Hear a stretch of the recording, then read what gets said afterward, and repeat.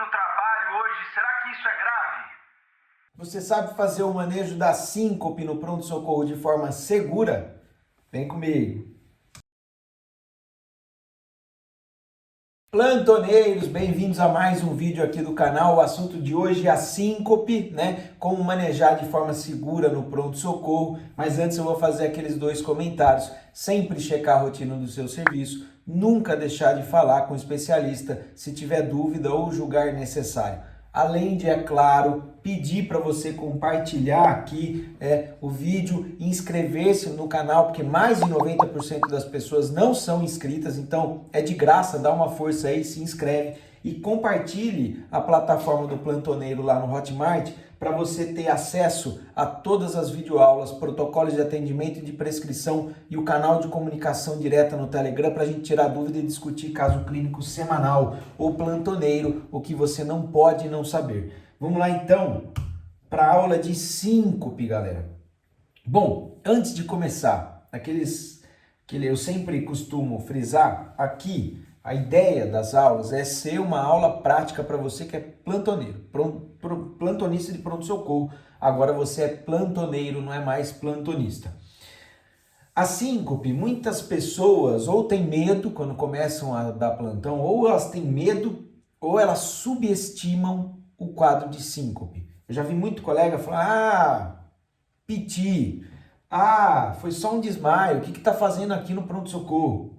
E não é bem assim. Então, vamos ver. Síncope, deixei um quadrinho aqui bonitinho, legal.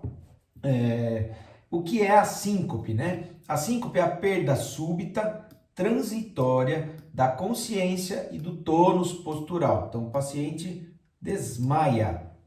Ela tem, isso é importante, recuperação espontânea sem intervenção, mas que para que ela aconteça, é preciso que haja uma diminuição da perfusão cerebral de pelo menos 10 segundos. Então, o cérebro está com a diminuição da perfusão cerebral por pelo menos 10 segundos e, pum, ele desliga, ele restarta. As síncopes representam de 1 a 3% das visitas aos departamentos de emergência, né, ao pronto-socorro, então é bastante coisa, não é pouco não. E 19% das pessoas têm chance de apresentar ao menos uma vez um episódio de síncope. Olha lá, então a síncope é importante, não subestime a síncope, tá bom? E aí, eu separei pelo Framingham, aqui o Framingham Heart Study, meu inglês não é dos melhores, vocês podem perceber. Mas eles separam assim, ó, entre traumáticas, não é o nosso caso aqui, não é a nossa abordagem aqui, e as não traumáticas. Eu vou focar nisso daqui para o pronto-socorro. E aí eles ainda subdividem os tipos de síncope. Então, vasovagal, a maioria, graças a Deus, cardíacas, hipotensão ortostática, né, postural, medicação neurológica, não síncope, desconhecida e outras causas. Muito bem, o que você não pode não saber? Vamos uma a uma. No caso da vasovagal, que representa 21%, aqui a imagem é clássica, né? O paciente começa a passar mal ali e tem o quadro de síncope. Pode ser precedida por palidez, sudorese, náusea ou calor. Pode estar relacionada com estresse emocional, muito comum, ou dor. Então, doutor, estava trabalhando lá, estava no trabalho, ela teve uma discussão com o colega de trabalho e desmaiou, né? Já um acompanhante dizendo para você. Ou então a paciente mesmo te diz, fala, doutor, eu tive uma dor intensa e de repente, quando eu me dei por conta, eu estava no chão, já tinha acordado sozinha. Ou ainda, doutor, fui viajar e no local que eu estava tá muito quente, um calor muito forte e isso me fez passar mal e de repente eu desmaiei e me recuperei completamente sem ninguém me ajudar. Isso tudo me leva a crer que é uma vasovagal. No caso da hipotensão ortostática, ou seja, quando há diminuição da PA na posição ortostática, ou posição de ficar em pé, né? Ela pode ser precedida de palpitação e tremor, intolerância a exercício ou fadiga, visão turva. Muitos pacientes vão falar para você que estavam fracos, a visão estava turva e a cabeça estava aérea. O que eu tenho que prestar atenção aqui? Em hipovolemia, gestação ectópica, algumas medicações que causam isso, o descondicionamento físico e a insolação, também bastante comum, tá? E agora, Vamos para as mais importantes, as cardíacas, as que dão medo. Paciente que fica instável, me deixa inseguro. Não deixa mais, porque você é plantoneiro, mas tem que prestar muita atenção. Então, nas cardíacas, elas representam 10% das síncopes, é bastante. Geralmente, ela não é precedida de sintomas, olha lá que beleza. Não é precedida de sintoma nenhum, ela simplesmente acontece. E o paciente vai te referir que estava em posição sentada ou deitada. Isso vai sugerir uma causa cardíaca. Causas de cardíacas, né, de síncopes cardíacas: disfunção do ventrículo esquerdo, arritmia, tamponamento, doença valvar, cardiomiopatia hipertrófica e dissecção de aorta. Ou seja, de boa, né? Só doença tranquila. Sincopou com esse tipo de causa aqui, tá ótimo. Calma, respira, você sabe o que está fazendo. E aí, eu deixei destacado aqui quais são as características que aumentam a probabilidade de causa cardíaca. Masculino, maior de 60 anos, história de IAM ou arritmia prévia, são meio óbvios.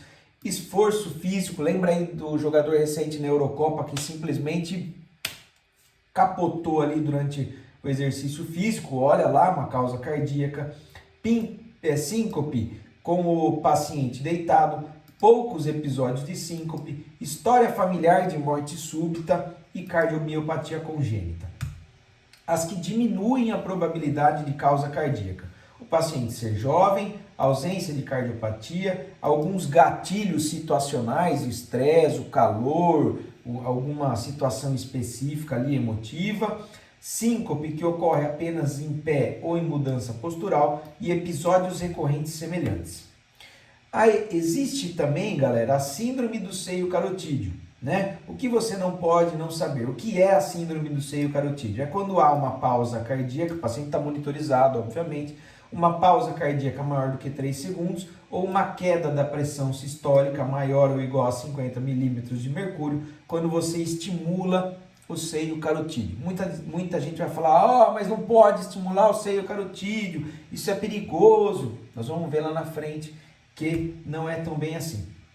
E existem ainda as síncopes situacionais, que estão relacionadas com a tosse, com a defecação, a micção, esforço, né, miccional ou de defecação, o riso intenso e a deglutição, aqui estimulando o nervo vago, né.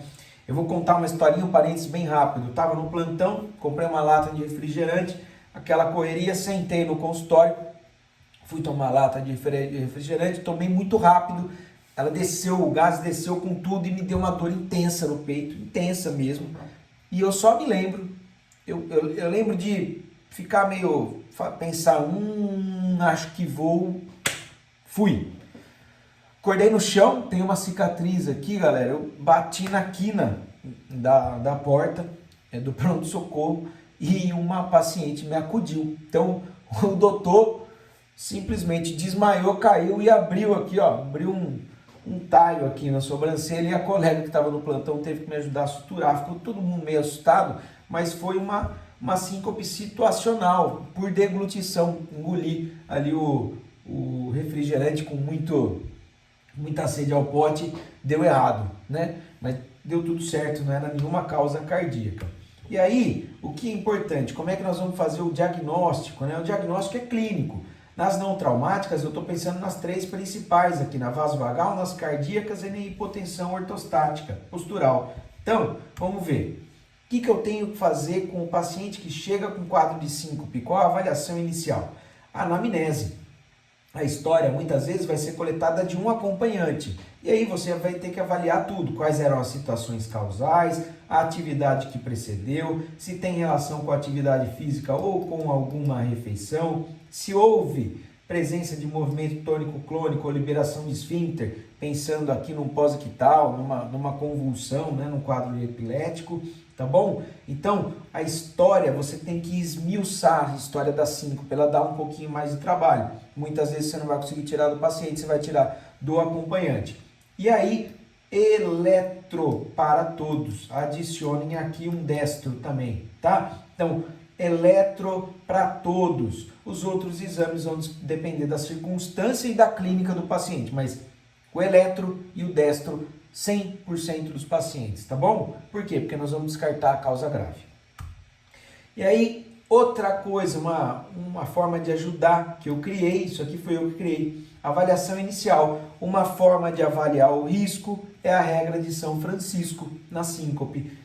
Sensibilidade de 98, especificidade de 56 para evento grave em 1 ano na síncope. Então, paciente sincopou, regra de São Francisco. Tem história de insuficiência cardíaca? Tem eletroanormal? Tem um HT menor que 30? Dispneia ou PAS menor que 90? 2 desses você já vai falar, opa, vamos investigar e avaliar melhor esse paciente, porque ele tem risco para evento grave em 1 ano. Olha aqui a fotinho do São Francisco, o protetor dos animais. Ou ainda, você pode utilizar o estudo italiano, o ESIL, Observatório Epidemiológico da Síncope em Lásio, o estudo OESIL. Ele vai me dizer, tem eletroanormal, história de doença cardíaca, idade maior do que 65 anos, ou síncope sem pródromo, preditores de óbito em 1 ano, 2 ou mais pontos, ele tem um risco aumentado por morte, de morte por doença cardíaca, cardiovascular. Então você vai investigar. Olha lá, regra de São Francisco, regra de OESIL, beleza, sob as duas, você faz um belo de um rastreio no seu paciente. Mas e o raio-x, André? Faz raio-x? Nem sempre, para todo mundo não. Mas para paciente que tem história de insuficiência cardíaca, problema cardíaco, eu recomendo que você faça. Ele não é padronizado, tem que checar a rotina do seu serviço, tá bom? E a massagem carotídea que eu comentei, é proibido, olha o risco de soltar um trombo e fazer um evento cardioembólico. Segundo os 2 livros que eu usei de referência, que eu vou deixar aqui para vocês, o risco é raro de evento cerebrovascular. E você vai fazer essa massagem por um curto período de tempo, desde que o paciente não tenha esterose carotídea conhecida, IAM ou AVC em menos de 3 meses, ou história de TAC ventricular ou fibrilação. Aí faz sentido você contraindicar, tá bom? E como é que eu vou fazer o tratamento? Sempre, no caso da síncope, orientado pelo diagnóstico. Então, pensei em síndrome vasovagal? Vou fazer informações e orientações, orientar que é um bom prognóstico, orientar o paciente a evitar os gatilhos da síndrome vasovagal e sintomáticos apenas se necessário. Nas cardíacas, aí não tem o que discutir, né, galera? Fez o rastreio, utilizou a regra de São Francisco, o ESIL, viu o eletro, checou, tem 2 ou mais pontos, tanto na de São Francisco ou na OESIL, vá com contato com o especialista, com o cardio, seu colega cardio, você vai investigar, monitorizar, estabilizar e internar o paciente, tá bom? Para descobrir qual foi a causa da síncope dele. E nas ortostáticas, nós vamos hidratar e orientar manobras de contrapressão. Essas manobras, quando o paciente começa a se sentir mal, você orienta as manobras de contrapressão que o paciente pode utilizar para evitar a síncope. Simples assim. Bom, e aí o que é importante? Quando que eu vou fazer investigação ambulatorial de síncope? Em casos recorrentes com baixo risco na estratificação. Pelo amor de Deus, você não vai mandar um alto risco para o ambulatório. O alto risco vai ficar com você no hospital, internado, investigando. Já o baixo risco, caso recorrente, tem baixo risco, estratifica e manda para o ambulatório para pesquisar, tá bom? Quais são as indicações de internação, UTI e segmento? Bom, vamos lá. Paciente com estratificação de risco elevada, os cardíacos, TEP, AM, AVC ou causa neurológica provável, você vai internar em UTI. E aí vai um grande abraço para o meu amigo, meu colega, Dr. Emerson, neurocirurgião, que sempre nos orienta. Na dúvida, interna. Ficou na dúvida, você vai internar e dar seguimento, você não vai mandar um paciente que você não sabe o que ele tem ou está na dúvida para casa, beleza? Quais são os pacientes que eu vou dar alta? Aqueles que têm clara definição diagnóstica e uma estratificação de risco baixa, né? E ainda mais, um outro detalhe, eu vou mandar para o ambulatório especialmente aqueles pacientes com ocupação, né, com um tipo de trabalho importante. Por exemplo, piloto de avião e motorista. Doutor, tive uma síncope hoje, mas o cara é piloto de avião. Você vai investigar, né? fez a investigação inicial, risco dele, estratificação de risco baixa, viu que não é cardíaco, beleza, vamos entender agora qual é a causa da síncope dele, porque ele é piloto de avião, ou ele é motorista de ônibus, motorista de carreta, então isso é importante. Ou ainda as síncopes de repetição, esses são os que você vai mandar para o ambulatório. E aí, moçada, o auge da aula, o resumo. Chegou lá paciente com síncope, anamnese e exame físico, eletro e destro para todo mundo. Afastou a causa cardíaca? Como? Usei a regra de São Francisco. Se eu afastei, sintomático, orientação, teste específico se for o caso e avalio a necessidade de encaminhamento ambulatorial de acordo com o que eu já falei. Ah não, eletro e destro, pô, tô pensando aqui em causa cardíaca, uma arritmia cardíaca, usei a regra de São Francisco, regra de Oesil, o que eu vou fazer? Estabilizo o primeiro paciente, muita calma, respira, paz no coração, estabiliza o paciente, avalia a necessidade de uma UTI, conversa com o colega da UTI, passa o caso e aí você vai fazer o contato com o cardio para internar o seu paciente e dar o seguimento, né, na investigação. Pronto, garantiu a sua segurança no plantão e garantiu a segurança do seu paciente, que é o mais importante. É isso, galera, espero que vocês tenham gostado, ficou um vídeo curto, mas para você manejar síncope no pronto-socorro fica mais fácil agora, com certeza. Não deixa de curtir, compartilhar com seus amigos e se inscrever no canal, porque mais de 90% eu sei aí não é inscrito, então inscreve, é de graça, pô, não custa nada. E acesse a plataforma do Plantoneiro, o que você não pode não saber, para ter acesso a todas essas aulas, protocolos de atendimento, protocolos de prescrição, tudo pronto. Por exemplo, vou internar um paciente aqui da arritmia cardíaca, como é que eu interno? Qual é a prescrição dele? Você vai ter a prescrição prontinha na sua mão, ó, mastigadinho, tá bom? Então, não deixe de curtir, compartilhar e até o próximo vídeo, né? Valeu, um abraço!